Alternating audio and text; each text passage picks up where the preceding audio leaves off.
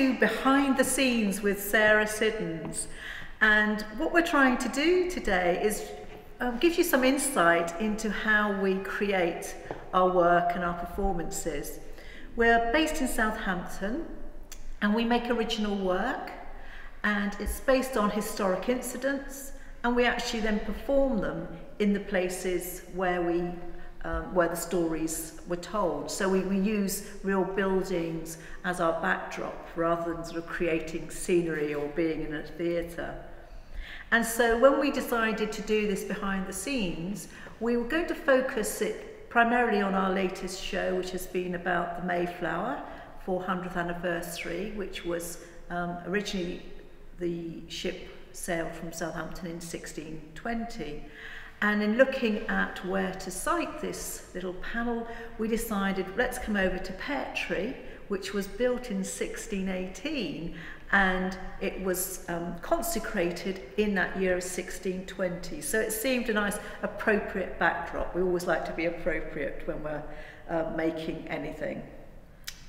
Originally, we'd hoped that we could have all the cast here to give their insight, but because of current restrictions, we can only have 5 of us on the panel today.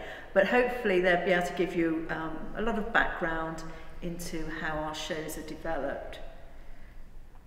So if I could just give a little overview, we start with deciding on what shows we're going to do in a given year. And of course, if there's an anniversary, that's a good idea to really focus in on that. And 2020 was going to be a big year because there were lots of anniversaries happening in that year. And the main one was the story of the sailing of the Mayflower. So having decided on our overall topic, we wanted to look at sort of what was happening in Southampton in 1620, what characters, what people we could identify from Southampton who were in the town, as well as people from the crew and the passengers who were also in the town at that time, and to create a narrative story about those 2 weeks that the Mayflower and its sister ship, the Speedwell, were with us. Our performances are peripatetic, so we move from site to site around the town, and the performances normally take about an hour and a half. And we have a lead character whose job it is to sort of link the story and the scenes together and interact with the various characters that we meet along the way. So that was our original plan, and of course then everything changed in the beginning of the year when we realised that we would not be able to perform live and we would not be able to do our plays in the way that we had intended.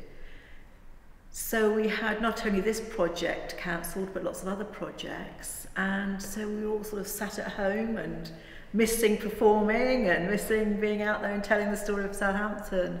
And we thought, well, let's try and come up with another way that we can produce something for this anniversary year. So we decided to turn our play into a piece of film, but we had to adapt it. We couldn't just film it as we were going to perform it, because we could only have one actor in each scene because of the restrictions that were with us at that time. We also we couldn't have that interaction with the audience that we normally had. And so we decided to turn it into a documentary, as if someone had gone back in time to 1620 and was going around the town interviewing people about the events of that year. So that's the overview of the show. And what I want to do now is sort of bring in some of the cast members to talk about how they prepared, how they took on their performance, and just why they like being members of the Sarah Siddons Fan Club Theatre. And one who must really love it is Geoff, who's been with us since almost the beginning. Geoff, how many years is it? 25 years. And counting. Christmas 1995. Oh my goodness, what was your first characters that you were playing? Henry VIII. The young Henry VIII. A young, oh yes, of course I remember that show. Yes, yes. Geoff is particularly strong on doing research, because although we are portraying real people, and though we are creative in what we do, we want to do right by the people we're portraying. And in the Mayflower production, Geoff, you were I suppose the link character really, because you were playing the mayor who was commemorating the sailing of the Mayflower on around the time of the 300th anniversary. So yeah. And of course it was a scripted performance, and you actually wrote it. So it was important to interpret the words that you had written, where to put the emphasis, where to speed up, where to slow down, gestures, facial expression, all to bring out the character. And by using Richard Oakley, we were able to weave together a number of threads so that he could present a continuous story. And in the case of the Mayflower, that story was of the memorial. But of course it's quite different when we research ourselves and put the character together. And back in the 1990s, when there was no Google, there was no internet. There was no social distancing. No. And you gave me a character, the butler who was hanged for stealing his master's silver. And that was it, basically. And all I could find was one paragraph in the Reverend Sylvester Davies' book, A History of Southampton.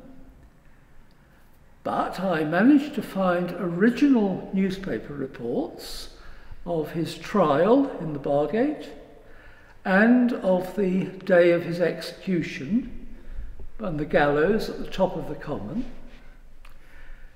There were letters, original letters I found in the city archives, written by the man's brother who lived in Sussex, trying to save his brother's life. The one thing that I didn't have from Sylvester Davies was the name of this person. But there it was, in the letters and in the articles. He was William Shawyer. There were other pieces of ephemera in city archives. And putting all this together, I was able to get a good idea of the person and also the distress that he went through. So in putting a character together, using all these different sources, so in that way I hope that I did justice to him as a person. I did write all the research down and I gave it to the archives. Nowadays, of course, if you Google it, you'll find most of it. But it wasn't that way. The curses. Because what Geoff is illustrating is that we approach different plays and different performances in different ways. So sometimes, and particularly when we're doing a film, as we're on the Mayflower, everything has to be very tightly scripted. We had to keep to time. We had to sort of think about the length of the show.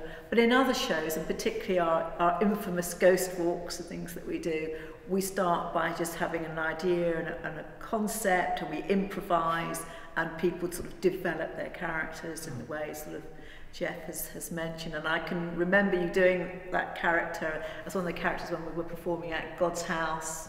And it was so atmospheric, and you could hear a pin drop as you were telling people that. Well, he takes over. Yes. That's what I think we all have favourite characters that stay with us sort of over the years. Thanks for that, Geoff. And what I want to do now is really sort of go to sort of the other end of the spectrum, as it were, with one of our newest members, Romana, whose arm we slightly twisted. Yes, you did. Quite quite similar to Jeff though. I joined for a Christmas production, but more recent one, the one that happened December just gone. So that was at God's house. That was Mrs. Truss's Christmas. So yeah, that was very interesting. I probably don't do as much research as Jeff, but I did do a bit of research for the preparation of my character. I found that actually helped because I'm not overly confident with performing. I never took drama at school, probably because I had a speech impediment, so I used to get nervous about talking in front of people. Less so now. But I know Cheryl because Cheryl actually trained me to be a Southampton tourist guide, so that's how I got involved with the Sarah Siddons fan club. But I would advise anyone, it does help to research, especially if you're a bit nervous like me, to prepare in that. I found with my character Dorothy, there was much debate whether she drowned or accidentally fell into the water and you know, just drowned, or if she committed suicide. So there's a lot out there over that. Did she or didn't she? So I tried to bring a bit of that into the character. Also, I think something that everyone can relate to during these trying times at the moment, there's a lot of loved ones that we haven't maybe seen for a while, and I haven't seen my nephew, so I tried to bring some of that into the character because obviously Dorothy left her young child behind in order to do this voyage across the sea, so I was trying to bring that into it as well. So yeah, there you go. Because it's quite sort of a baptism of fire for you in, first of all, doing a theatrical performance and then sort of saying, oh, our next show is going to be a film. Yeah, that was, yeah. I think, yeah, I did freeze at first in front of the camera. It's like, yeah, so bit nerve-wracking, but to be honest, I get nervous about, like I said, talking in front of people anyway. It doesn't come naturally to me. So, but I think it's quite good sometimes to just put that, you know, those kind of fears beside and just give things a try. You know, what's the worst that can happen at the end of the day? So you forget your lines, but then these fantastic people, they're really good at like helping, and if anyone freezes and that, they will quite happily step in. So so yeah, no, that sort of puts any worries aside and that. So yeah. Thank you, Romana. Okay. So sat in front of me here is again another one of our longest standing members, Christine. And you know, Christine has, you know, a lot of experience in a wide type of drama. She's organised the Tottenham Drama Festival. She's performed in more, I call it, traditional theatre groups. But she also worked professionally in the theatre and was at the Point, and was one of the key people in developing the youth theatre at the Point. And so I thought I wanted to ask Christine, sort of having sort of done all those different types of performances or behind the scenes stuff as well, and what appeals to you about doing street theatre and the way that we perform? I think it's the audience participation, because the audience are part of your performance. When you're on stage, your audience are watching and you like to know that they're following you and with you. But when you develop a character and you can play that to the audience and get a response from the audience, I think that is so much more rewarding. And so when, again, we sort of switched from that type of thing, Chris, to doing it as a film, when you didn't have that audience feedback, how did you get into character and do? You have to make yourself that character, don't you? Actually, Mrs. Brewster was very good for me. She was actually the wife of an elder of Pilgrim, so she was going to go whether she wanted to go or not, in effect, because she followed her husband. In a funny way, I can relate, because at the moment I'm a Christian and my church is going through a massive change of worship, and a real big change for us. So she faced far more difficulties than me, but she faced the unknown, and obviously she was very anxious, fearful, but yet also you have this faith that it's going to be amazing and marvellous. But as a human being, you can't help being a little bit afraid. And I found that I could relate very much to Mrs. Brewster as I was becoming her character. Yes, I think it's sort of interesting that, you know, when we're developing characters, there's the character, the historical person, and quite often we only know little snippets about them. But then if you can bring your own experience sort of to bear, and as Romana was saying about her relationship, you know, with her sort of niece and nephews, and Christine with her sort of what's going on through the church, you can bring that in and bring that to bear, and again help humanise the characters that you play. So I'm going to turn to Michael now, and Michael also sort of writes and directs some of our shows as well, and he's someone who he really likes to take characters on that, you know, have a more comic aspect to them. I think that's the favourite characters for you to portray. I'm known for my Knights Alderman. That's kind of. Yeah, I do like a part when I get my hands dirty, so yeah, that's kind of always good fun. And I think what I found interesting about this production, and certainly my character, Stephen Hopkins, is he is someone who's already been to America, had a disastrous voyage out there, shipwrecked, sentenced to death, got to America, starvation, chaos, came back, and such was his faith, he decided to go again, which is a really interesting character for me, because yeah, it's not me by any stretch, but to have that faith and that belief that this time it's going to be different, I found that such an interesting character to play. And so, you know, it's also, because you sort of write and direct shows as well. It's again, you know, how we find the stories, and, you know, different people we need to partner up with, so we can come up with fresh work as well. Absolutely, because yeah, we've been telling the history of Southampton for 30 plus years as a group, and we're very lucky in Southampton. We've got such a fantastic archive of stories to pull out of, but there's always new bits of history being found, you know, newspaper cuttings found, etc. So that extra stories to pull from. So when we're putting up productions, we do work with lots of other agencies, particularly the Southampton Tourist Guides and the Friends of the Southampton Old Cemetery, and lots of others depending on the shows themselves, to help us bring in extra stories to actually give more character. And we've kind of mentioned that, you know, we do take some history and then make our own characters up as well. And because different people can play different parts, or the same characters can appear in more than one show, with different actors taking it, it brings a whole different view of that character and a whole different interpretation of that little piece of history, which is really nice. And although we're very much sort of associated with Southampton, we do sort of step out of that and go to other places. We do go out of our comfort zone. But no, it's been really nice. We've been asked to perform in lots of different places, over in Hamble. We've done a few shows in Romsey, Ealing. We were due to go up to Salisbury this year. Unfortunately, that didn't happen because of the pandemic. But hopefully, that still plans for anything else. But yes, although we're mainly known for Southampton history, we get called upon from lots of organisations, such as Pear Tree Church, for example, with their 400-year anniversary.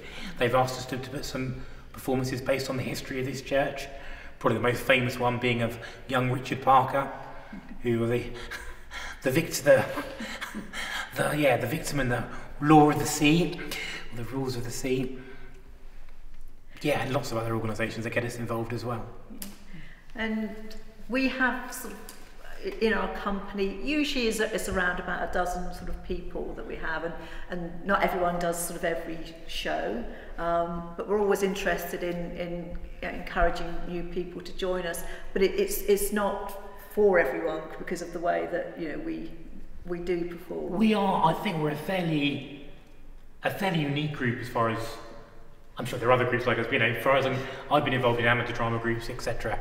But what we do is so different. Not only do we research and write our own scenes for a lot of productions, which I have to say makes them that much easier to learn when you've written it yourselves. But that interaction with the audience, the fact that you're out on the streets, the fact that every show is different because you don't know what that reaction is, either from the audience who have paid to see you or the audience who just happen to be walking past at the time. And it creates such a lovely fresh feel every show, which is what I really enjoy about it. But as a performer, I think it's fantastic to give it a go, to try that out. And I'd recommend anyone who's interested to come and join us, because it's a lovely way to perform, and rehearsals aren't too onerous. You're not rehearsing for 6 months for production. You haven't got to spend every Sunday building and painting sets and all the rest of it, because as Cheryl mentioned, our sets are out there. They're the stone buildings. They're 1,000 years of histories on the streets of Southampton. And we do it at times, because you mentioned, we have our audience who follow us, and then we have people who aren't quite sure what's going on. And I remember you being dressed as a vicar once on one of our shows, and someone actually thinking you were a member of the church. Yes, I was playing the Reverend Harold Davidson, a vicar who came from Sholing and was known for saving fallen women. I think I'll put that politely. And yes, there was one. I certainly wasn't a fallen woman, but someone who came at the pub, slightly inebriated, and wanted me to save her there and then, and wouldn't quite believe I was just wearing a costume. And it was very difficult to move the audience on, because they were too interested to know what was going to happen next. But, yeah. And of course, with whatever we do, we don't have an auto cue, we don't have prompters, and we don't use notes, unless, of course, the script actually calls for the use of notes. So it's very much a case of thinking on your feet, particularly with a live audience going around the streets. We've got no idea what's going to happen or when, and we just keep going. And if someone does get into difficulties, the other person in the scene will help them out.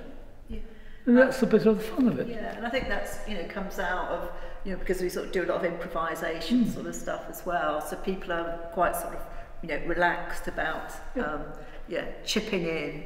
And I always joke that nobody actually delivers the script as written, even when we've got script indeed.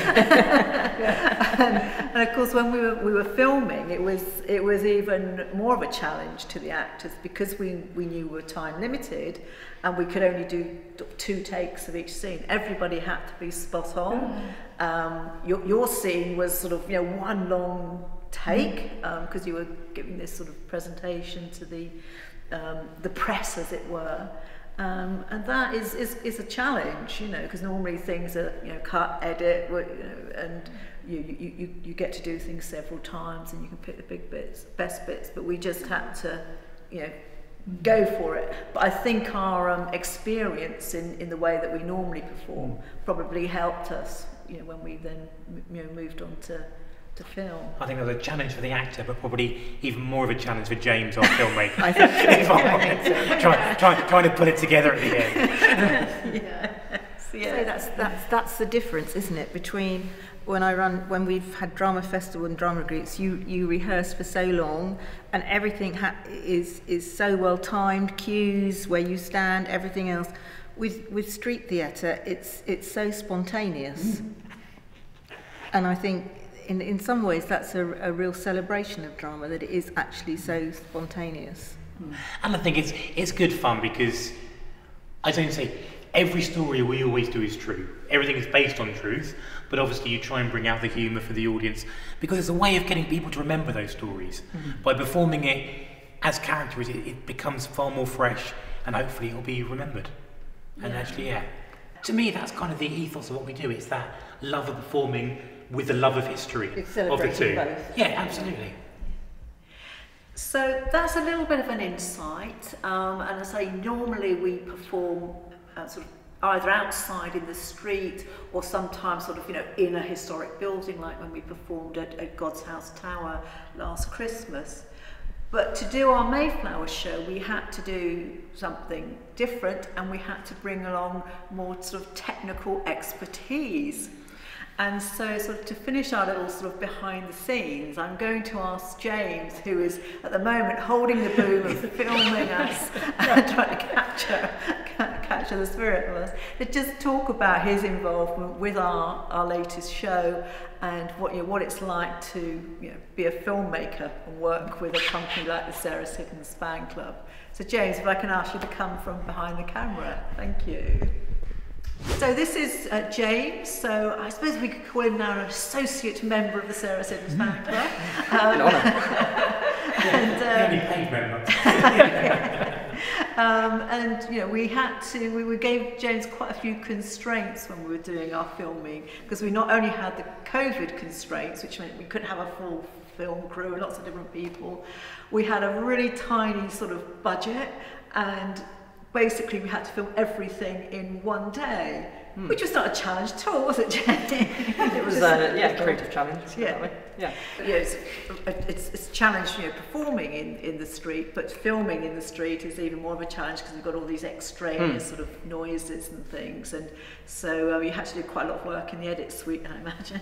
Yes, and obviously it's that interesting thing of, obviously, if we had a huge budget, we would have had road closures and extras in the background, so that we could have literally transformed the scenes we're filming into 1620.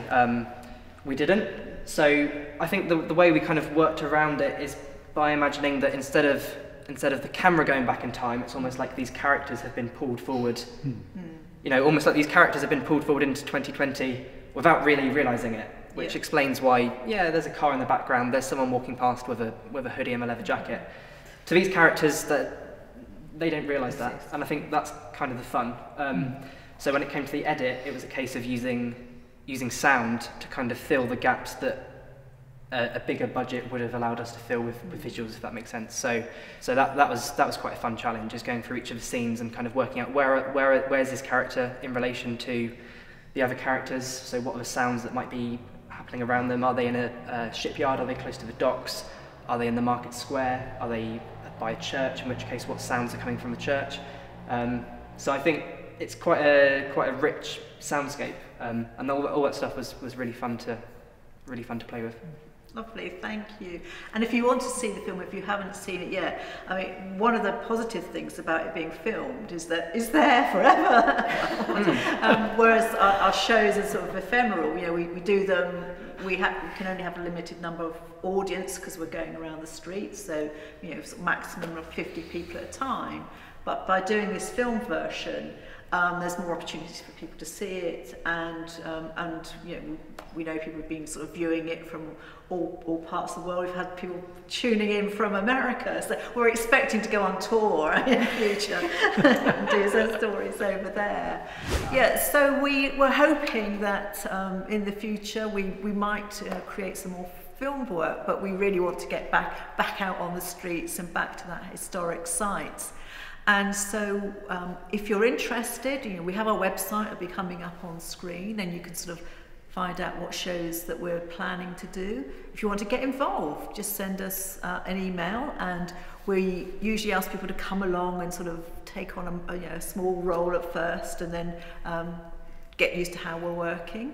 But it might just be that you've got a story which you think, oh, you know, this place I know, you know, such as somewhere like Pear Tree, it's got a lot of history about it. We want to dramatise that, so we can work with people to create a performance specific to your site.